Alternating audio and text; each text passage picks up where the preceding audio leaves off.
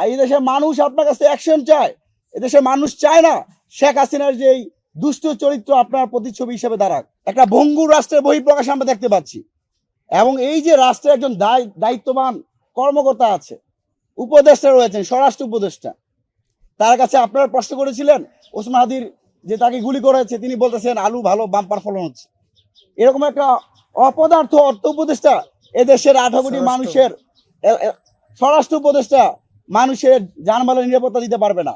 শুক্রবার দিন বিজয়নগরের মতো রাজধানী গুরুত্বপূর্ণ একটা পয়েন্টে প্রকাশ্যে গুলি করার পর সেই শুটার ফয়সাল করিম মাসুদ এবং তার সহযোগী মোটরসাইকেল চালক আলমগীর পল্টন থেকে মিরপুর, মিরপুর থেকে আশুলিয়া, আশুলিয়া থেকে গাজীপুর, গাজীপুর থেকে ময়মনসিংহ এবং পরবর্তীতে সেই সীমান্ত দিয়ে ভারত পালিয়ে যায়। আর এই দেশের মানুষ আপনার কাছে অ্যাকশন চায়।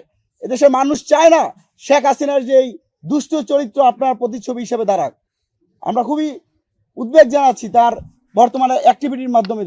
প্রায় শুক্রবার এই ঘটনা ঘটলো, আজকে সোমবার আপনাদের সাথে কথা বলছি, প্রায় 4 দিনের মাথায় এখন পর্যন্ত রাষ্ট্রযন্ত্রের মাধ্যমে একটা তথ্য আমরা ঠিক মতো পাই নাই। কোনো যারা হামলাকারী তাদেরকে গ্রেপ্তার করতে পারে নাই। একটা ভঙ্গুর রাষ্ট্রের বহিঃপ্রকাশ আমরা দেখতে পাচ্ছি। এবং এই যে রাষ্ট্রের একজন দায়িত্ববান কর্মকর্তা আছে, উপদেষ্টা রয়েছেন, স্বরাষ্ট্র উপদেষ্টা, তার কাছে আপনারা প্রশ্ন করেছিলেন ওসমান হাদির যে তাকে গুলি করেছে, তিনি বলতেছেন আলু ভালো, বাম্পার ফলন হচ্ছে। এরকম একটা অপদার্থ অর্থ উপদেষ্টা এদেশের 18 কোটি মানুষের স্বরাষ্ট্র উপদেষ্টা মানুষের জানমালের নিরাপত্তা দিতে পারবে না। আমরা আজকে ছাত্র অধিকার পরিষদের জরুরি সংবাদ সম্মেলন থেকে আমরা 5 দফা দাবি জানাতে চাই। 1, অনতিবিলম্বে স্বরাষ্ট্র উপদেষ্টা জাহাঙ্গীরকে পদত্যাগ করতে হবে।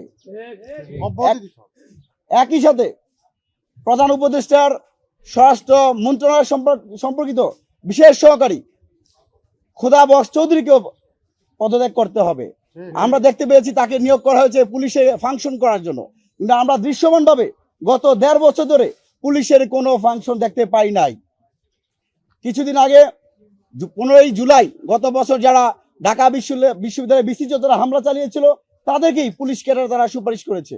এখনো পুলিশের বিভিন্ন স্তরে DIG, police super, additional SP বিভিন্ন পর্যায়ে আওয়ামী লীগের ক্যাডার যারা রয়েছে তাদেরকে পদোন্নতি দেওয়া হচ্ছে, তাদের স্বপদে বহাল রাখা হয়েছে। তা আমরা মনে করি তার ন্যূনতম নৈতিকতা নাই তার সেই পদে বহাল থাকার।